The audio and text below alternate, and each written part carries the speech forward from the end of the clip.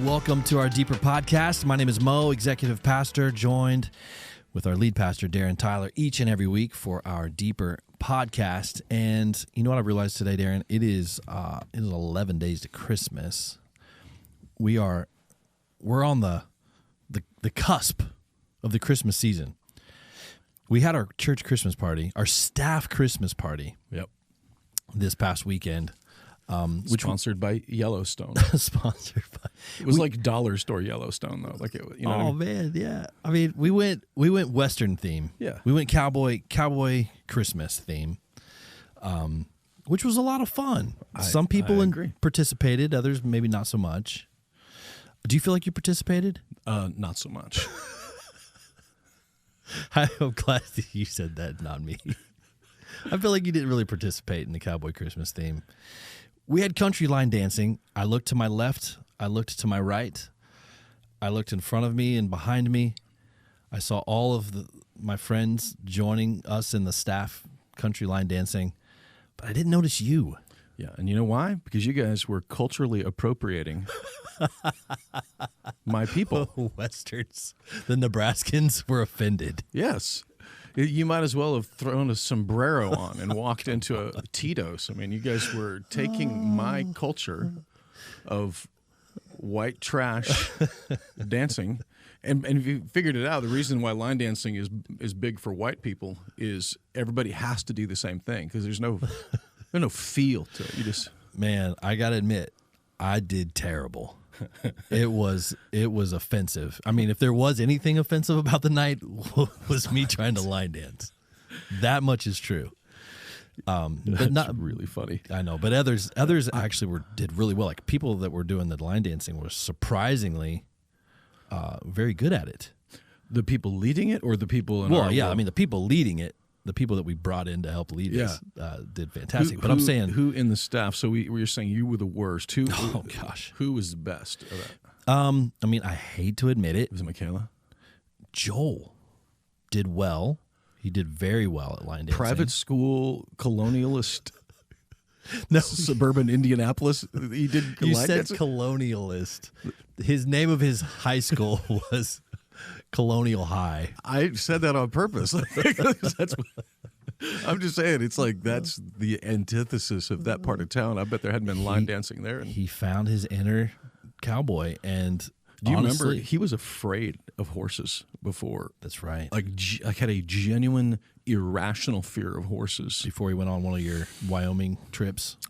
Yeah, I took him out to Big South Fork. Oh, that's right. Producer Micah was on that trip. Yeah, we rode until we rode till there were parts of them that were sore that they didn't even know they had with it. But I was really proud of him though. He pushed through with it. So yeah, I guess it makes sense to me that he would.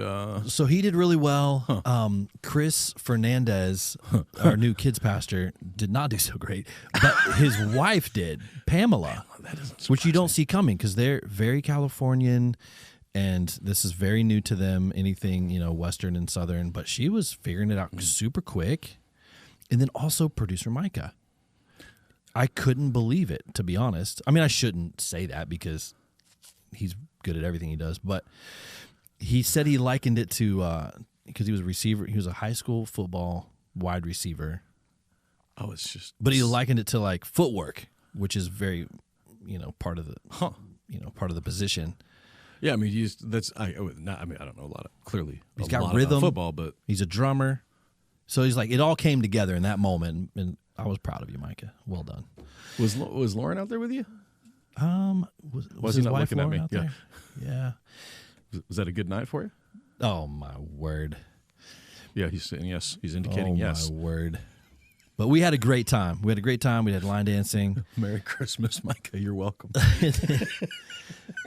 And then we did the annual White Elephant gift exchange, which we appropriately renamed it to White Mule for the sake of the theme, of course.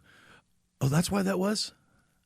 You didn't get it? No. The White Mule. Caleb didn't either. Yeah, it was It makes sense.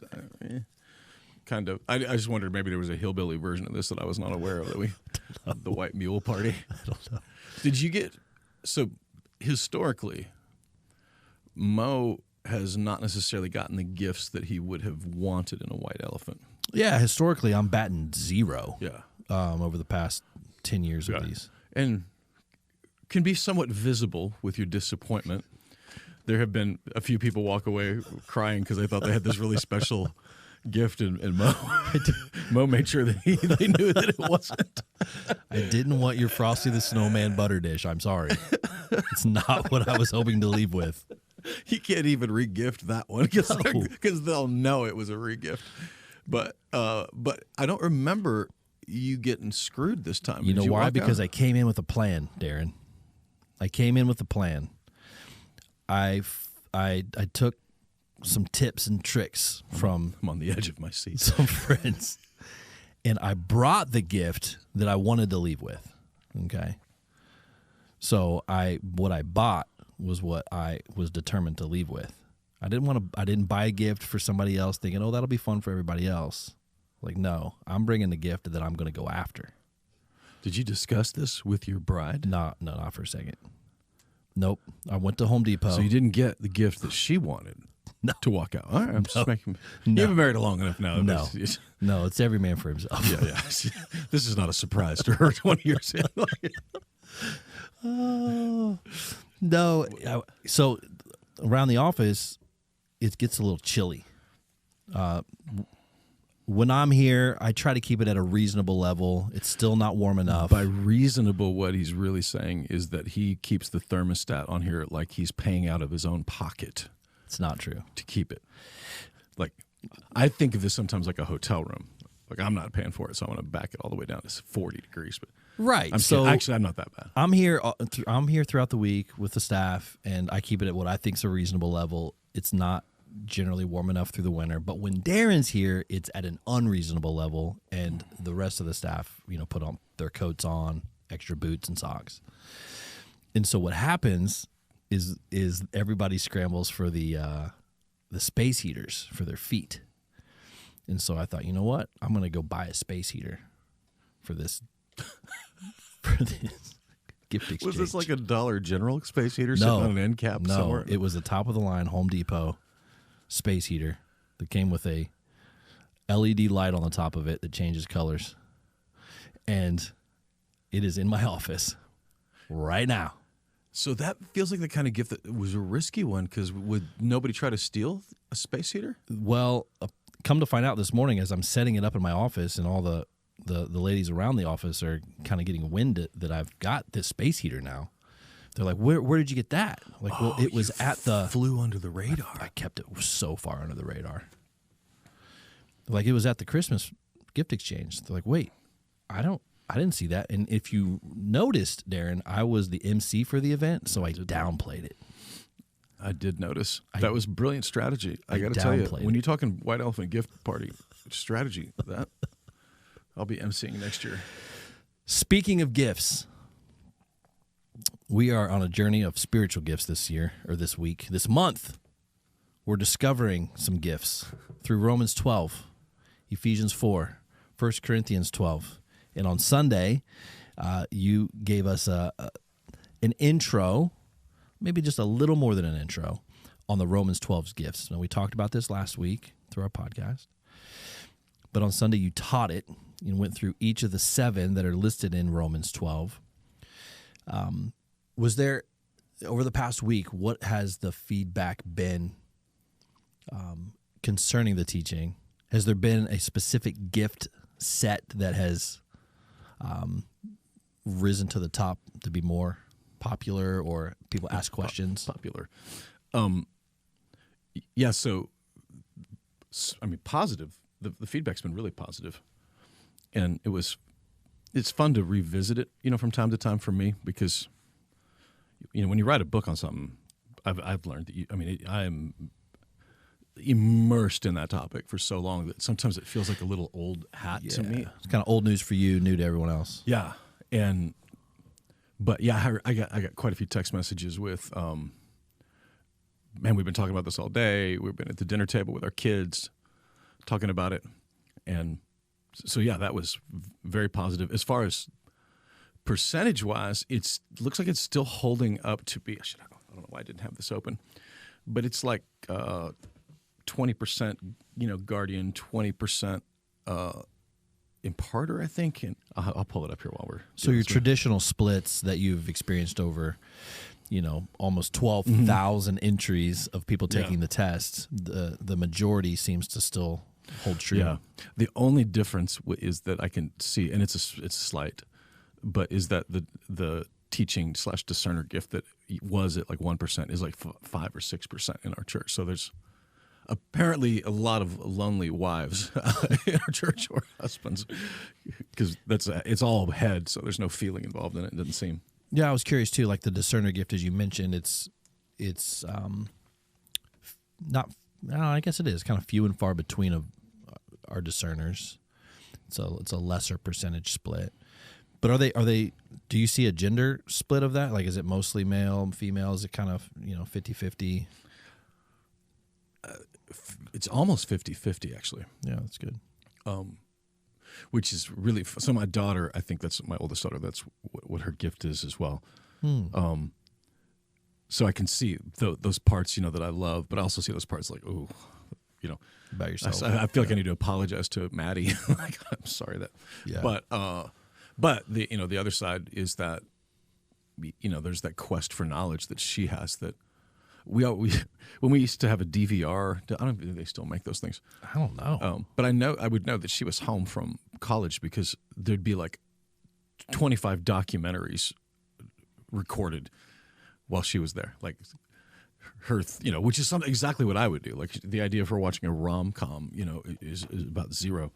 So it's definitely not a masculine feminine thing. It's an information thing with it. And it looks different in different people. I heard it actually didn't surprise me that Cubby said that he came out that way, Cubby Fink, but you were saying that he's not. He's a hugger, so it was a surprising thing to you. But then I was with him last night. I'm like, yeah, but he's definitely a heady guy. Like he's got a lot of discerners. So maybe there are hugging discerners out there. That there's at least one that I know of.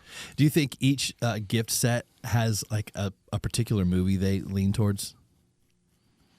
I've just thought of interesting. That. Like discerners, their default when they're like, "Hey, babe, let's watch a movie tonight." They're like, I would love for us to sit here and watch this documentary together." Yeah, that's really funny. Yeah, I think the answer would be 100%, because if you think about the specific traits of like Guardians, you guys could watch. We love war movies. Yeah, like history, right? History. Yeah. So like World War II. Data points. Yeah. I just want to learn about it, but in a way that is, it's a story being told. Yeah. I love documentaries, but I love war movies too. Yeah. Yeah. So that's that's something that I've seen, and of course when you start talking about like Collaborator, the ministry, because that's all heart, like rom-coms all day long. Okay. My wife watches the same 4 rom-coms. Like Hallmark movie, like Collaborators are just signing up for the Hallmark movie channel. Whatever makes them feel. Yeah. And they don't like sad feeling stuff. Like when you kill the dog in the movie, on Christmas Day movie, that's not what the Collaborator's looking for from it. By the way, not me either. I'm like, what? Nobody told me they're going to shoot the dog in the movie, but heart stories like that, it's a really interesting exercise. Yeah. I wouldn't, with an imparter, I wonder, I feel like they wouldn't like scary movies and stuff because they don't like conflict or whatever. I don't like scary. For that matter, I don't like them either. Like if you throw a witch in the woods, you put a vampire in the basement, and I'm out. Like I hate scary movies because I feel like I got enough problems. Feels like responders might like those. Yeah, their ability to sit in sorrow. Yeah, I could see. I don't know. I wonder what it is though. They feel like a mercy for the murder victim. Like, I don't know. Or maybe what they would do in that situation. Yeah, maybe how they would respond. Yeah, because it's true. I wonder. That's interesting because the ones that I know with that gift specifically, I mean, I know guys that have that gift that like literally ran into burning houses, like pulling people out of like burning cars, and we all have elements of that in us. But those, I mean, I don't know. There's something about a responder They might be all heart, but they're willing to push right into the darkest places, which is why the Bible says if you have this gift, do it cheerfully, because you could get sucked under by it, which I guess it's a little bit of a spoiler because that's what we're going to be talking about on Sunday. Yeah.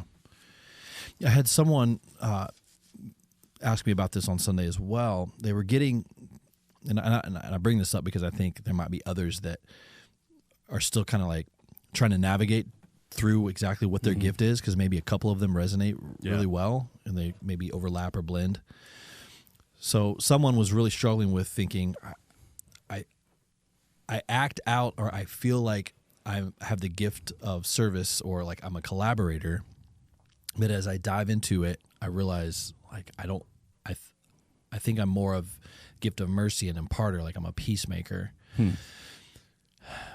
But I just don't love people enough. This is their words. I don't love people enough to want to work together or want to work with them. I just want them to work together. So she's like, I've got this. I want there to be peace amongst the people, but I don't want to have to work with them. That's interesting, because that does not feel like any collaborator that I've known. They just, because the reason I use that word, which I literally spent like hours yesterday looking at. We did too. Some of the staff did too. Did we come up with anything? Like I want a word. Steward. The stewarder. Like the stewardess. A steward that's serving. Steward. But does that feel like, what's the word I'm looking for? I don't know. Sterile? I don't know. Well, I mean, it can't be. It's not worse than collaborator. But the reason I went with that word originally is that because it's a heart thing, it's a relationship thing for them.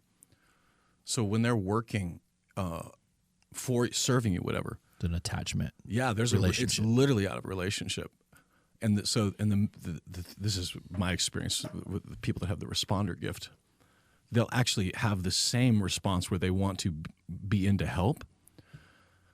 But so if you watch them, if they're helping at a tornado relief, okay, let's use that as the collaborators. They're just packing, zipping, and taping, and whatever. And responders will be there, but they'll get distracted in the relationship conversation and forget they're actually doing an actual job while they're there. So for them, it's about the relationship and the presence to show that they care. And if they have a shovel in their hand, that's just whatever. A byproduct. But the collaborator, they'll jump in, and it is about the relationship for them. But for them, they're showing their relationship by giving and getting stuff done for the person. So you won't find them sitting still. Like if you're having a conversation with them, you better be prepared to move.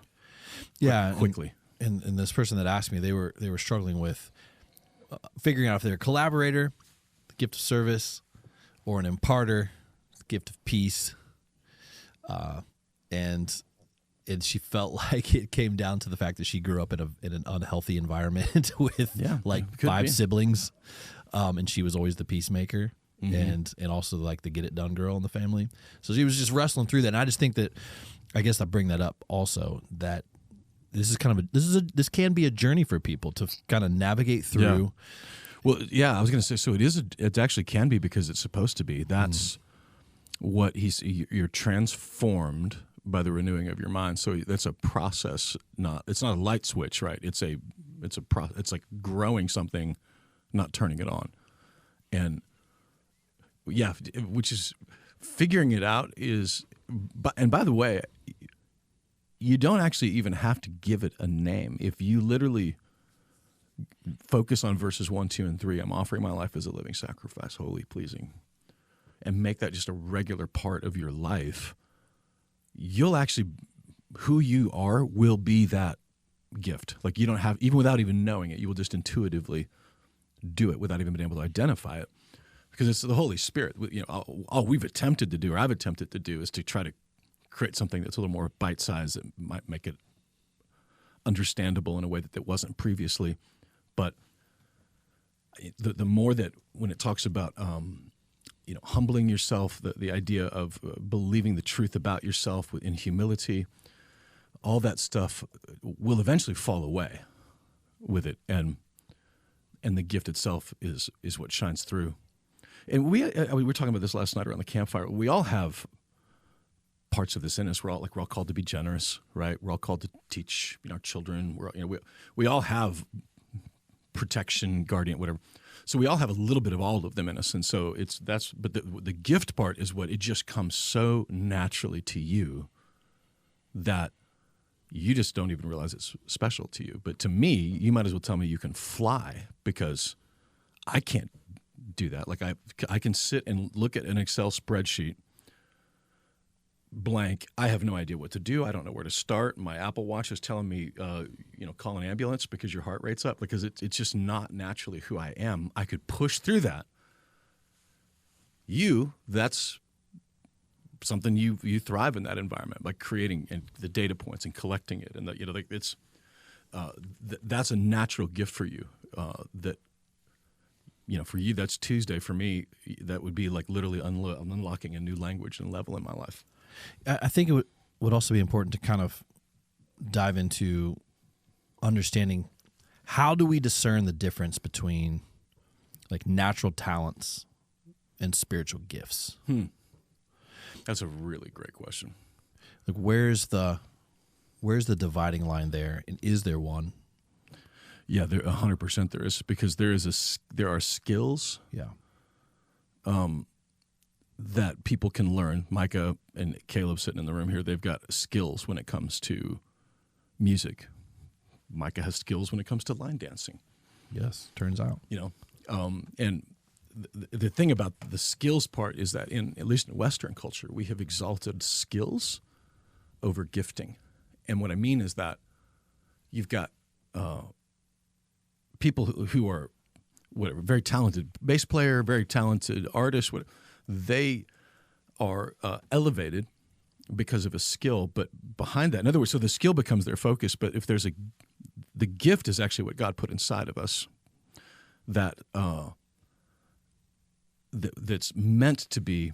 How do I say this? Well, I'll say how I said it in the book.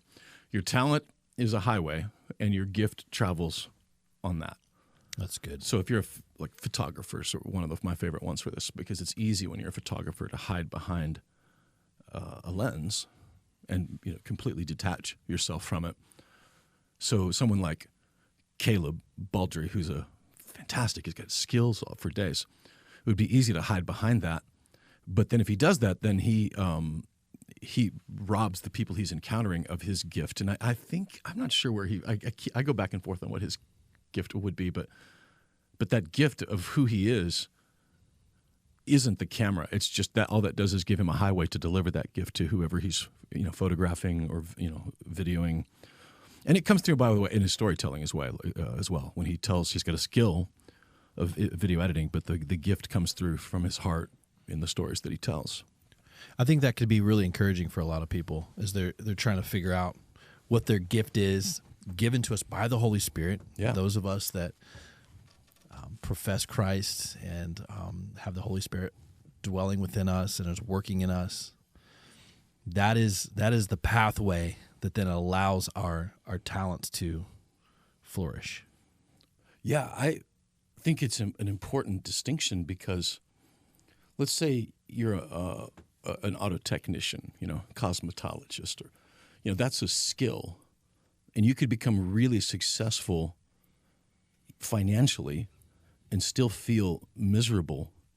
And I think some of it is because you're using your skill, but you're not delivering your gift, right? So if you're let's say cosmetologist, you've got somebody trapped in your chair for 20 or 30 minutes. So if you're a discerner, whatever your gift is, you have an opportunity there to use your skill to cut their hair, but use that as a platform for delivering the gift that God has, wrapped up in the gospel, of course. That's really good.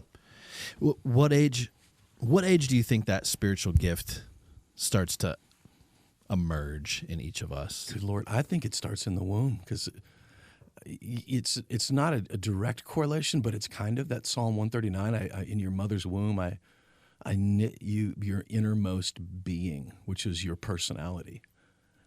That was inside of us. I think that would be my guess. Yeah. That it's literally imparted into you from the Holy Spirit, and then after salvation, it's the Holy Spirit then that transforms that gift that the Genesis 3 world has tried to destroy in you, to transform it into. And we can use words like healthy and unhealthy, as it relates to that. But as it relates to spiritual gifts, it's just spirituality is we sometimes think is about adding onto.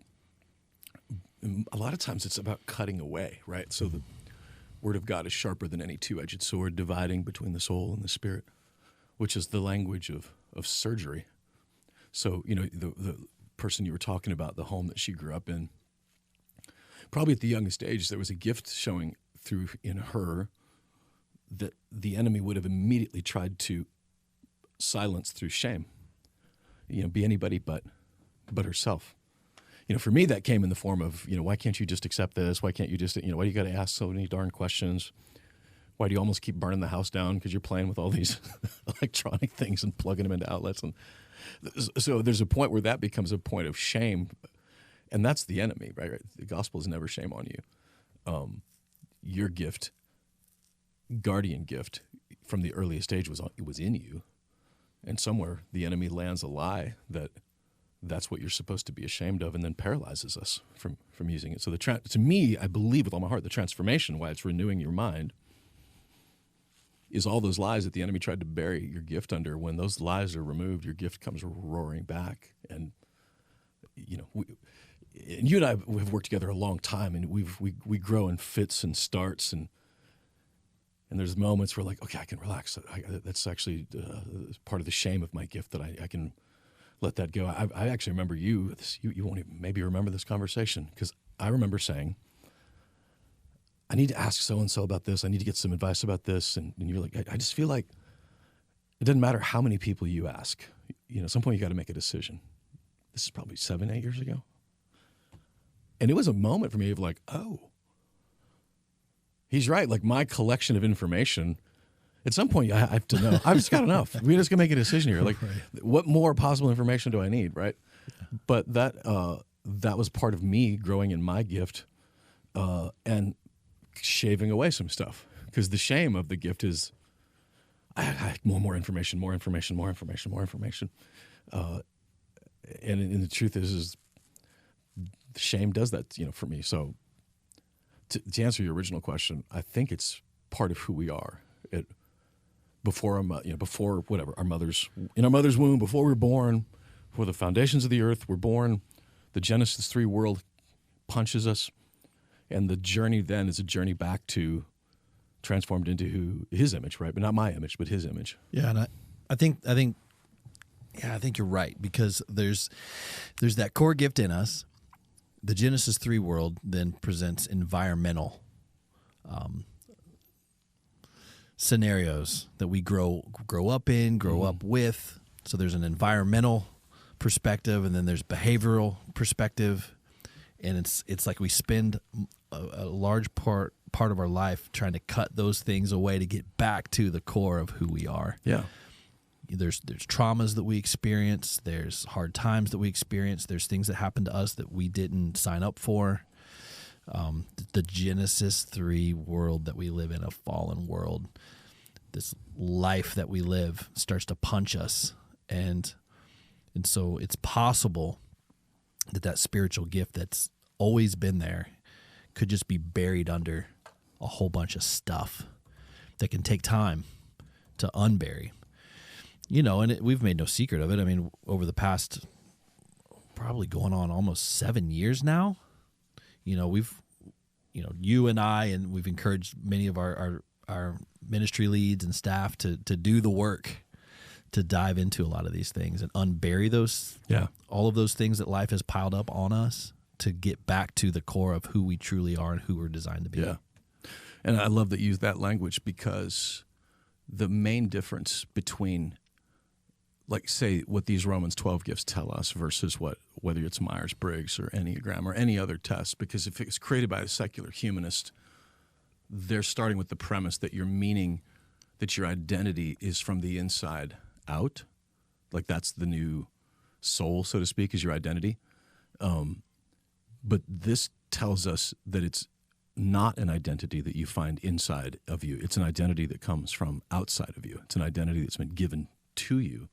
So you're not in a world where you're trying to pick your identity from thousands of options of identities. Like it's literally how our world is, turning inside out in the Western world. But this gift says that, hey, God knew you, God created you and put a piece of him in you. Because if you look at all 7 of these gifts, by the way, you see them, all of them in the life of Jesus. He's the only man that ever lived that had all 7. And it's because he was God, not just man. He is God and man. So he had all 7 of them. So your guardian gift is literally the part of God, the shepherd, the protector. That's a part of who God is. The imparter, God is a God of peace, right? Responder, God is a God of mercy, right? They're all in there. And so we each get to be a picture of, which is why he says we're all part of the same body. Together, all 7 of those gifts look like Jesus on the earth. You mentioned something on Sunday about the guardian gift, and it just got me thinking and remembering a conversation we had about this. You mentioned, guardians, you all think that you're realists. You're just being realistic. It's because it's true. Because it's true. We're realists. I'm not a pessimist. The world calls us pessimists. We're realists because we were joking around one time, like, man, what would our chief names be if we were Indians? And careful. Well, you said Chief Wet Blanket would be my name. Did I say that? That didn't sound like me. That didn't sound like me at all. Old Chief Wet Blanket, just throwing a big old wet blanket over my I don't remember saying exciting that. That was idea. really good. I was like, that stings a little bit. I'm sorry, dude. But that's like part of the. What was my name? Oh, I probably Chief can't. Giant Head. Probably can't repeat it, but there can be, and some of the stuff I've had to work through is the shame around the guardian gift that us guardians can deal with, is the feeling of being the bad guy all the time.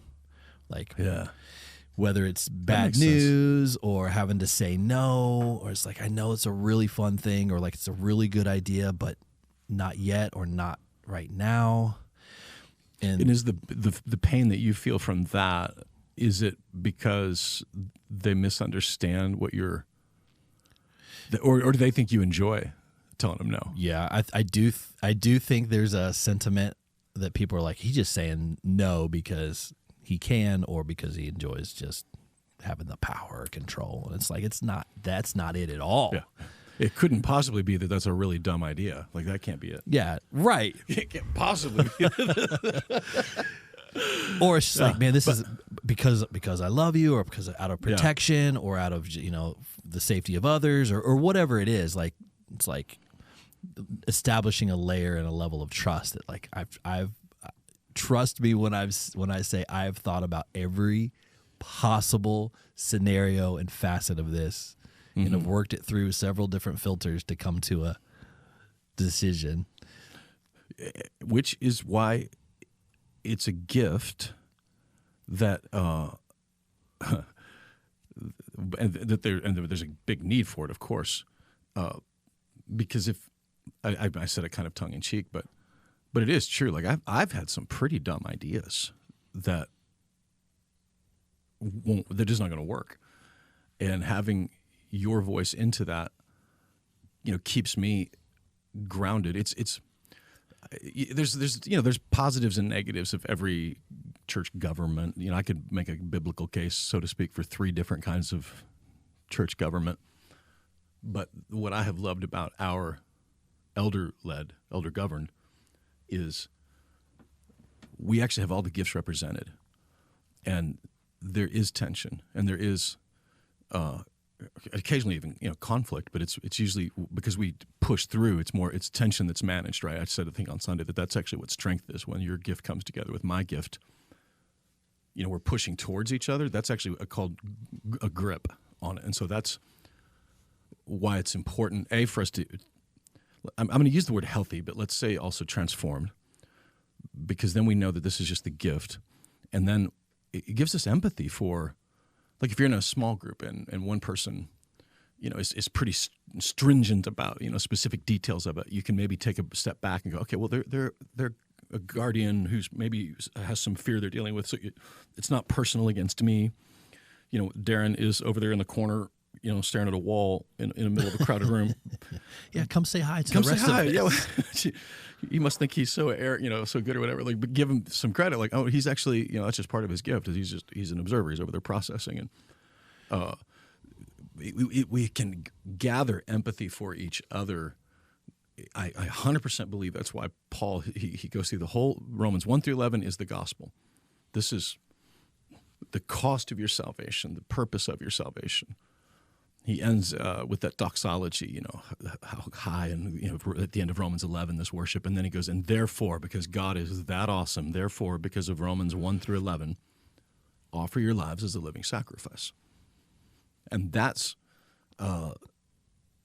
you're going to be transformed by the renewing of your mind, and you're going to know His will for your life. Verse 4-5, and His will for your life are those 7 gifts. It's literally the next, few verses are those gifts.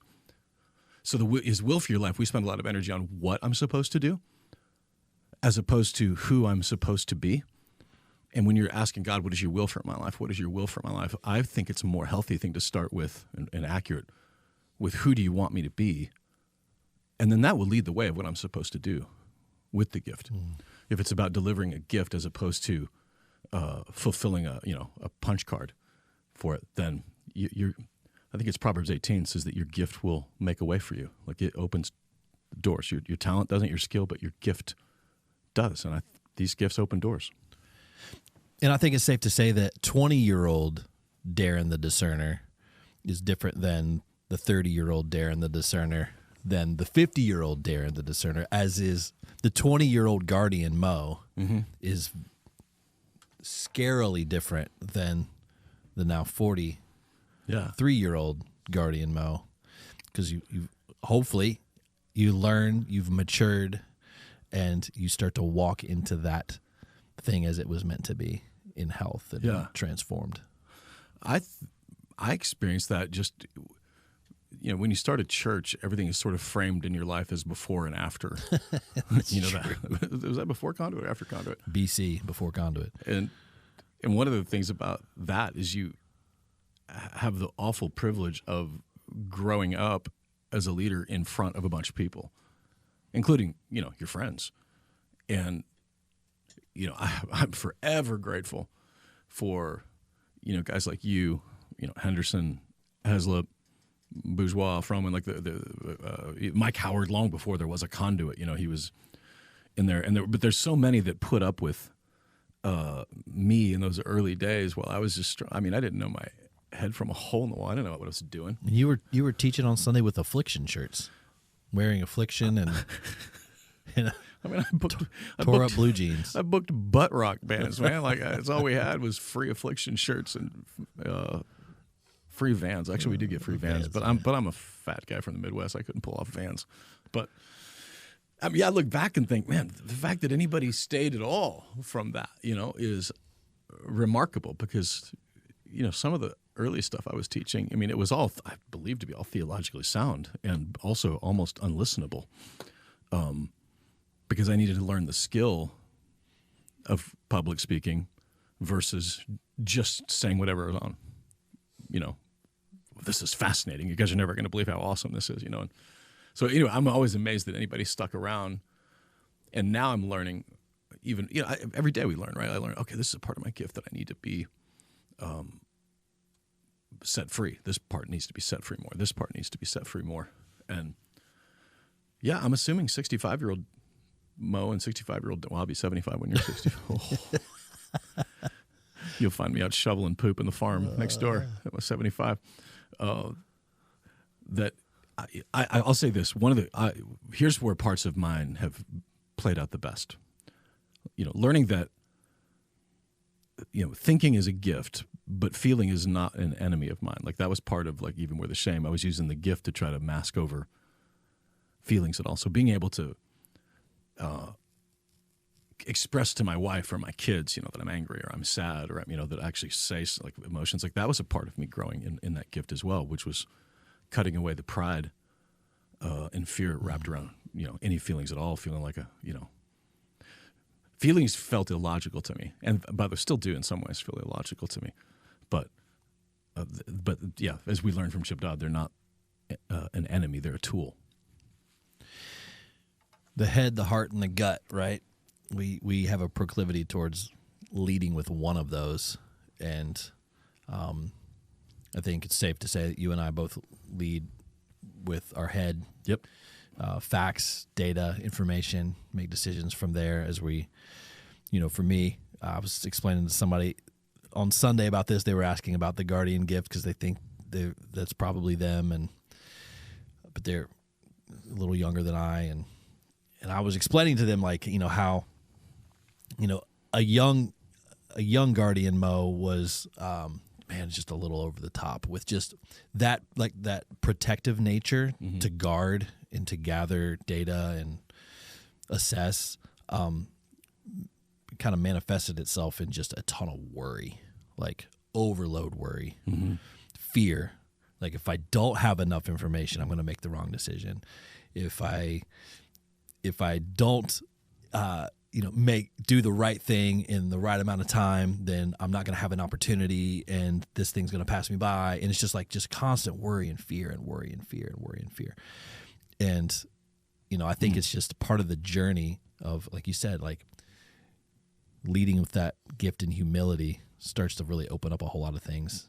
Meaning you're leaning on that information from the Holy Spirit. You're leaning on that information from the Word of God. You're leaning on that information from those that are wiser and older than you, and feeling in taking that burden off of yourself to try to figure it all out.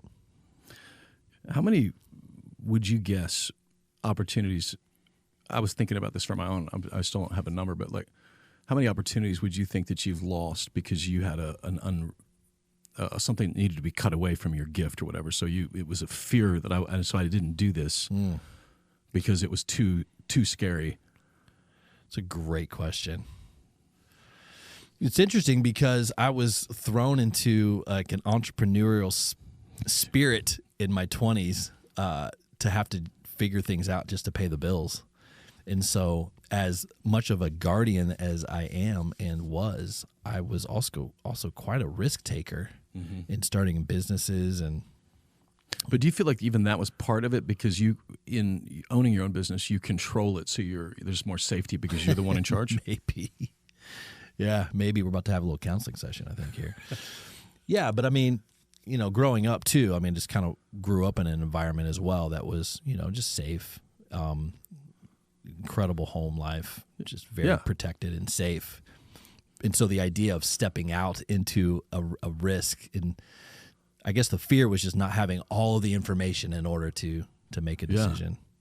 So your dad grew up, you guys were in Steel Belt, Dayton, right? So did he was there a union that was constantly threatening to shut down with striking kind of thing? Was there any of that uncertainty as far as your job, dad's job? No, not necessarily.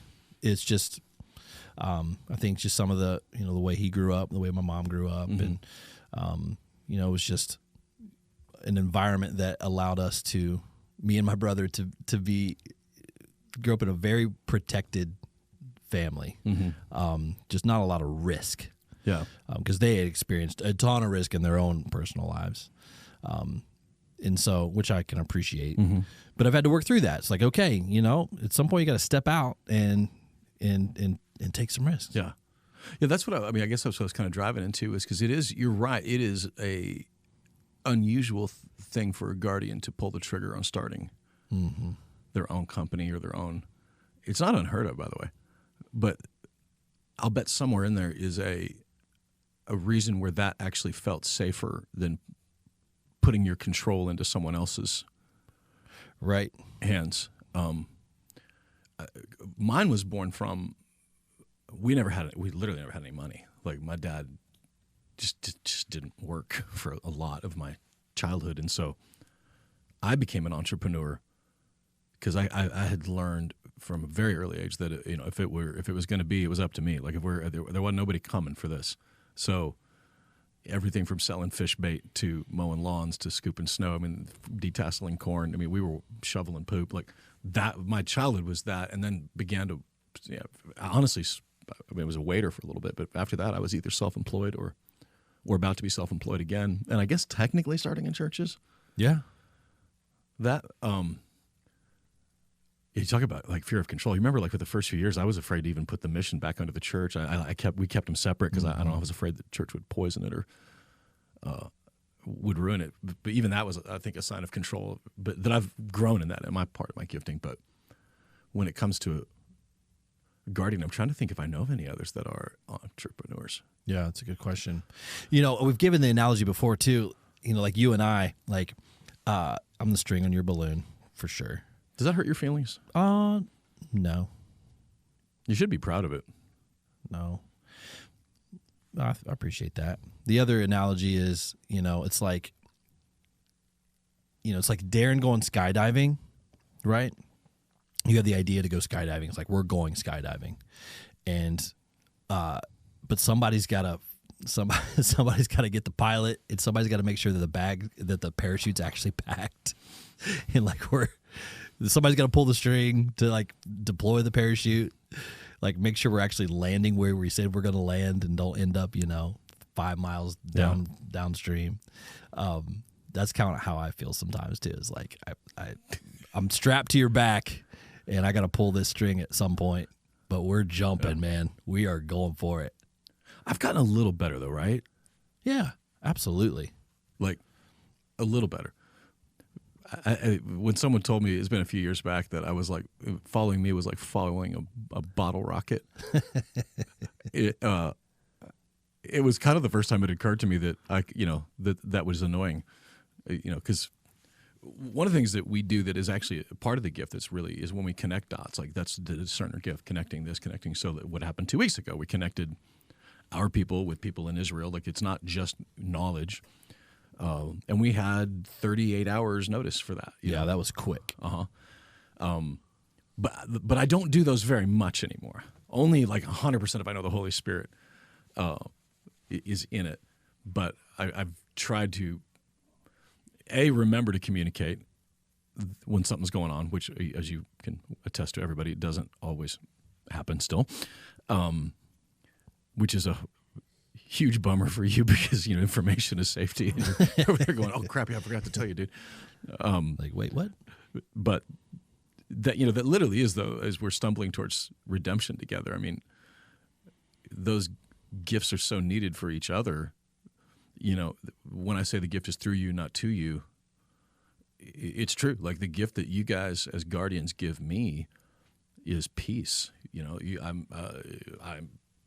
I feel safe. I feel like like I said on Sunday, like if you $50,000 has come in, I know because we've got guardians in place, we're not out there spending that on the new church sound system, hoping to make it back somewhere because you guys we've built safeguards for that stuff. And so, working together in ministry in our homes and our children's lives, starting with this gift in mind and knowing that it was God's identity given to you. I don't know, 51, 52, how old am I? 52? However old I am, I think I'm 52. I sure wish I'd have known this when I was a kid. I sure wish that I would have not only known that it was how God designed me, but it was what he wanted to deliver, through me. Mm-hmm. Like that was brand new information, a few years ago. I think it's important to reemphasize that, again, that we are 1/7 of the solution. Like there are no greater or lesser gifts here. Of the 7 that are listed in Romans 12, they are all equal parts of a whole. Yep. That we need each and every one of them, and which again is so cool that our staff makes up like everybody's represented. Yep. And I think it's cool even like in our friendships to make sure, maybe it's not something you think about all the time, but maybe it is something to think about even just in your circles that you have, friends that represent each one of these. How boring a party of all guardians would be or just all fives or discerners. Yeah. Just sitting around thinking about fascinating things. Right. Discussing Wall Street Journal articles. And, But like to mix it That up. sounds and amazing, actually. yeah, actually, that might be fun for a minute, but to know that each one of us have our role in the world and in the church, to be able to serve the church in a way that brings solutions to any problem that presents itself. Yeah, there's a freedom in it that I'm grateful for. In that, so let's say, for instance, we're all called to the ministry of reconciliation, right? Paul tells us that in 2 Corinthians, reconciling man to God, which is we're all called. But there are a few people that have an actual gift for calling in evangelists. In Ephesians 4 is the gift of evangelism. And so the tension is that, because if you've ever been around anybody that's got an evangelist gift like that, that's all they talk about. And if you're not talking about souls, they don't want to talk at all. And the shame part for that is, man, I'm not out there winning souls. I couldn't be, because there's a shame in that. Sure. But on the other hand, there's a shepherd, there's a teacher. These callings are all there for specific purposes. And so for me, right now, I've got a shepherd role here, even though I think the calling is more like missionary apostle with a gift of teaching from Romans 12. So my style of pastoral leadership is going to look 100% different than your style of pastoral leadership. And it's perfect because there's not one right, not one wrong. It's just one is your gift and one is mine with it. And I think I've just confused because I started adding Ephesians 4 gifts into this. Well, is this part of what you're going to talk about on Sunday? Yeah, I am going to bring it up, yeah. So just as a refresher, and then those that are diving in with us on this, and many of you are, Romans 12, Ephesians 4, 1 Corinthians 12. This Sunday, we're gonna talk more about how each of those tie together. But if we could preempt that just a little bit with the few minutes that we have left here, one of the and you can correct me if I'm wrong, but the analogy that I remember, and I don't know who came up with this. It might have been me. As I was trying to, how do I remember this? I think I came up with this idea of the game Clue. You play the game Clue? Do you play board games? I don't, but I have played. Okay, well, you're familiar with it at least. Yeah. But it's like, so imagine Colonel Mustard in the billiard room with a candlestick, okay? So all those three things are working together. Colonel Mustard is represented by that Romans 12 gift that's in us. That's who we are. That then goes to the place that they're called to, Ephesians 4, their apest gift, whatever that is. And then as the Spirit leads, deploying the gift that is in need for that moment, and in this case, the candlestick, for the sake of analogy, all kind of wrapped into one, and depending on the season of life, the stage of life, the situation, the scenario that you're in that moment, determines maybe where or how that gift is being used. That's actually really good. I mean, that's because Romans 12 is definitely about identity. It's not an identity, but it's roughly equivalent to it. Ephesians 4 is like a calling, a title. And then 1 Corinthians 12 is like I believe the word is actually pneumatikos. Like it's actually, it isn't even a gift. I think the closest we have for translation would be an operation of the Spirit. And so those gifts are, this is thus saith the Darren, but I'm pretty sure I could back this up. Everybody has one gift from Romans 12. Everybody. Ephesians 4 gifts, not everybody is called to be evangelist, pastor, shepherd, apostle, teacher. And the purpose of those roles, by the way, are, because he says, is to prepare you to do the work of the ministry. That's our gig. And then the 1 Corinthians 12 gifts are literally like an operation of the Holy Spirit in a moment when it's needed to break through, like to clarify truth, to break through. I mean, I've seen amazing things happen in the world that it can only be attributed to 1 Corinthians 12. And I think that everybody has access to all 9 of those gifts in 1 Corinthians 12. So if you hear somebody say that they've got the gift of the word of knowledge or the gift of It's possible, but I think we all have access to that moment, like where a word of wisdom is needed, or just gift of discernment, right? Yeah, as needed in the moment scenario. Yeah, as the Spirit's leading. Yeah, I've shared this before. I would not say that I have the quote unquote gift of tongues from 1 Corinthians 12, but I have had a conversation with a Haitian voodoo priest that I didn't speak Creole and he did not speak English, but we 100% had a conversation. So whether I was speaking Creole or he was hearing Creole, it was very Acts chapter 2 feeling. Interesting. In that moment.